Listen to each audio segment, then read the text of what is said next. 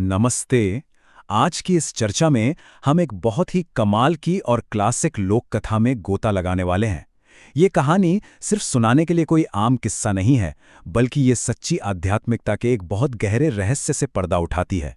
इस विश्लेषण के जरिए हम समझेंगे कि धर्म और तीर्थ का वास्तविक अर्थ आखिर होता क्या है। तो चलिए, बिना किसी देरी के शुरू करते हैं। भाग 1 सन्यासियों का गांव में आगमन। जरा कल्पना कीजिए, शाम ढल रही है और दिन भर की लंबी यात्रा के बाद दो युवा सन्यासी पूरी तरह से थक चुके हैं। गांव वाले उन्हें एक सीधे साधे वृद्ध चाचा के घर भेज देते हैं। ये चाचा साधु संतों की सेवा के लिए पूरे इलाके में मशहूर थे। जैसे ही सन्यासी वहां पहुंचते हैं, उनका बहुत आदर सत्कार होता है। चरण धोने से लेकर बढ़िया सादा भोजन कराने और सोने के लिए एकदम साफ सुथरा बिस्तर लगाने तक उनका सेवा भाव सच में देखने लायक था। लेकिन फिर आता है भाग 2 सन्यासियों का छिपा हुआ अहंकार। रात के खाने के बाद जब सब आराम से बैठे थे, तो बातों बातों में एक मासूम से सवाल ने वहां का पूरा माहौल ही बदल दिया। वृद्ध चाचा ने बहुत ही शांत और विनम्र स्वर में कहा, मैंने तो आज तक एक भी तीर्थ का दर्शन नहीं किया। मैं बस यहीं रहकर भगवान का स्मरण करता हूं और संतों की सेवा करता हूं। अब सोचिए, ये बात उन सन्यासियों को कैसी लगी होगी।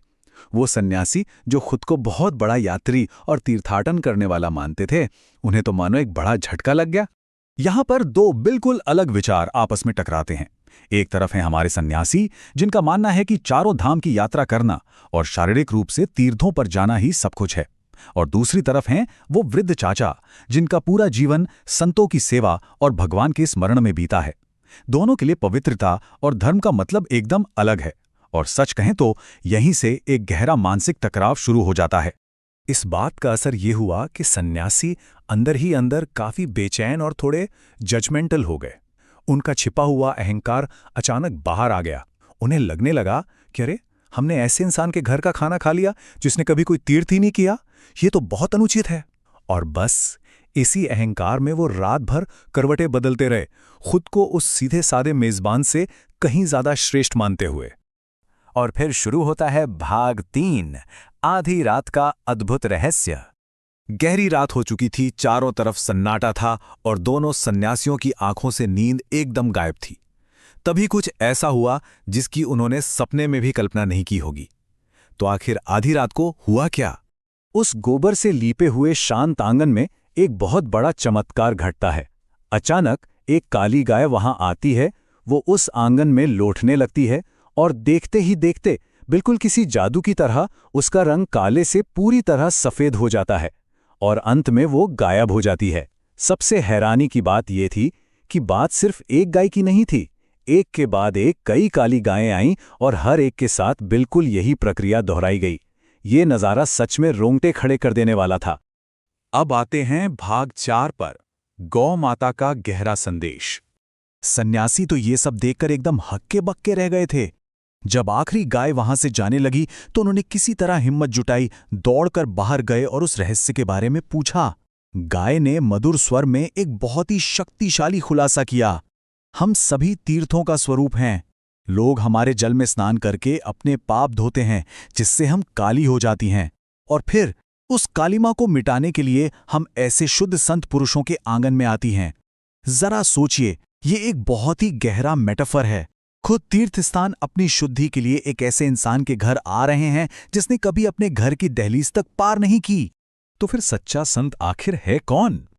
एक सच्चा संत वो है जो आत्मज्ञान में स्थित हो, जिसमें कोई छल कपट न हो, जिसकी सिर्फ मौजूदगी ही तीर्थों को भी शुद्ध कर दे। और ये परिभाषा बिल्कुल 100% उस वृद्ध चाचा पर सटीक बैठती थी। सोचिए, जो सन्यासी कुछ घंटों पहले तक उस इंसान को अशुद्ध समझ रहे थे, उनकी सोच अब पूरी तरह से बदल चुकी थी। भाग 5 अहंकार का अंत।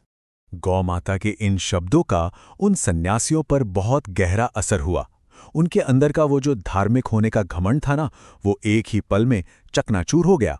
अगली सुबह आत्मग्लानि और गहरे पश्चाताप से भरे हुए वो दोनों सन्यासी उस वृद्ध चाचा के चरणों में गिर पड़े और अपनी अज्ञानता के लिए रो रोकर माफी मांगने लगे। लेकिन उस वृद्ध की महानता देखिए, उन्होंने बिल्कुल भी क्रोध नहीं किया, बल्कि उन्हें बहुत ही अनुग्रह और प्यार के साथ उठा लिया। यहां हम आते हैं भाग 6 पर, सच्चा तीर्थ क्या है? कहानी तो यहां खत्म हो जाती है, लेकिन असली शिक्षा को समझना अभी बाकी है। वृद्ध चाचा की वो अमूल्य सीख हमेशा याद रखने लायक है। सच्ची भक्ति बाहरी यात्राओं से नहीं, बल्कि निर्मल मन और सेवा से प्राप्त होती है। मतलब साफ है, सच्ची आध्यात्मिकता बाहर घूमने का कोई टूर पैकेज नहीं है, बल्कि ये हमारे मन की एक आंतरिक स्थिति है। अगर इस पूरी चर्चा का निष्कर्ष निकालें तो एक सच्चा तीर्थ कोई ईंट पत्थर से बनी जगह नहीं है। ये तो हमारे सद्गुणों में, हमारी निस्वार्थ सेवा में, एक शुद्ध हृदय में और श्रद्धा व करुणा में बसता है। जब हम बाहरी दिखावे और लंबी यात्राओं में धर्म को खोजने निकलते हैं तो अक्सर हम सच्चे धर्म के मूल अर्थ से ही भटक जाते हैं।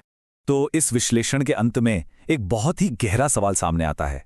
क्या सच्ची आध्यात्मिकता की खोज यूं ही बाहर जारी रहेगी, या अब समय आ गया है अपने भीतर देखने का? पवित्रता और जीवन का असली उद्देश्य अक्सर बाहर नहीं, बल्कि हमारे अपने अंदर ही छिपा होता है। आज की इस चर्चा में शामिल होने के लिए बहुत बहुत धन्यवाद। और हमेशा याद रखिए, कभी कभी सबसे बड़ी यात्राएं वही होती हैं जो भीतर की ओर की जाती हैं।